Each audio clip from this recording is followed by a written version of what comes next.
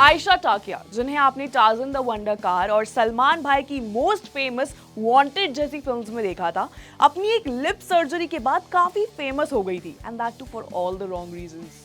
लोग उन्हें काफी ज्यादा ट्रोल करने लगे थे ड्यू टू हर सर्जरी, मगर अब काफी साल बाद आयशा ने अपनी सर्जरी को लेकर चुप्पी तोड़ दी है। क्या है ये पूरी कंट्रोवर्सी, आइए जानते हैं इस वीडियो में। Hi everyone, I am Prussia और आप देख रहे हैं अनकट। आयशा टाकिया भले ही फिल्म्स में एक्टिव ना हो, बट सोशल मीडिया पर वो काफी ज्यादा एक्टिव रहती हैं। अपनी एक दो हिट परफॉर्मेंसेस के बाद आयशा टाकिया ने अपनी बॉलीवुड जर्नी को बाय बाय बोल दिया था। बट आयशा ने भले ही बॉलीवुड की दुनिया छोड़ दी हो, बट उनके फैंस का उन्हें छोड़ने का कोई इरादा नहीं है। अभी रिसेंटली ये एक्स बॉलीवुड क्वीन एयरपोर्ट पर अपने बेटे के साथ गोवा जाते दिखी थी, जहां उन्हें पैप्स ने घेर लिया। इस इंसिडेंट के बाद आयशा टाकिया की काफी सारी फोटोज और वीडियोस एक ब्लू सूट में वायरल हो गई।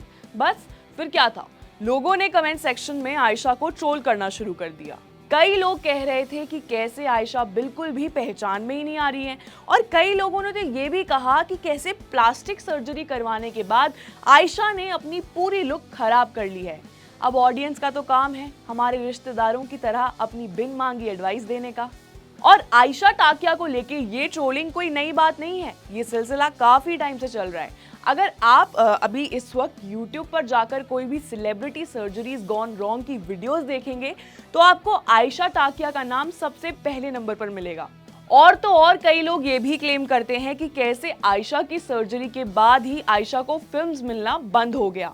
इसी केस में आयशा ने इन ट्रोलर्स का मुंह तोड़ जवाब दे दिया है। अपनी एक सोशल मीडिया पोस्ट में उन्होंने ये बयान किया कि कैसे अब उन्हें चुप्पी तोड़नी पड़ रही है, क्योंकि 2 दिन पहले वो गोवा जा रही थी अपने परिवार से मिलने, क्योंकि उनके परिवार में एक मेडिकल इमरजेंसी थी। उनकी बहन अस्पताल में थी।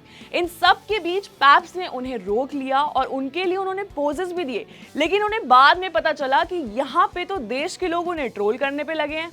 साथ ही उन्होंने इन्हीं ट्रोल्स के रिस्पॉन्स में ये भी कहा कि कैसे उनका बॉलीवुड में कमबैक करने का कोई भी इरादा नहीं है। साथ ही इफ आई कोट हर लाइन बाय लाइन, आयशा ने ये भी कहा कि मुझे किसी भी फिल्म में काम करने की कोई भी दिलचस्पी नहीं है। मैं अपना जीवन खुशी से जी रही हूँ और कभी सुर्खियों में नहीं रहना चाहती। मैं किसी भी फिल्म में नहीं आना चाहती। कृपया मेरी बिल्कुल भी परवाह ना करें। अपनी एज और लुक के रेफरेंस में लोगों के कमेंट्स को टारगेट करते आयशा ने ये भी कहा कि कैसे एक ऐसी लड़की जिसे ज्यादातर कम उम्र में स्क्रीन पर देखा गया है, उससे ये उम्मीद करना कि वह 15 साल बाद भी सेम दिखे, ये लोगों की मानसिक रूप से बीमार होने का सिग्निफिकेंस है। आयशा के इस मुंह तोड़ जवाब ने काफी लोगों का मुंह बंद कर दिया है।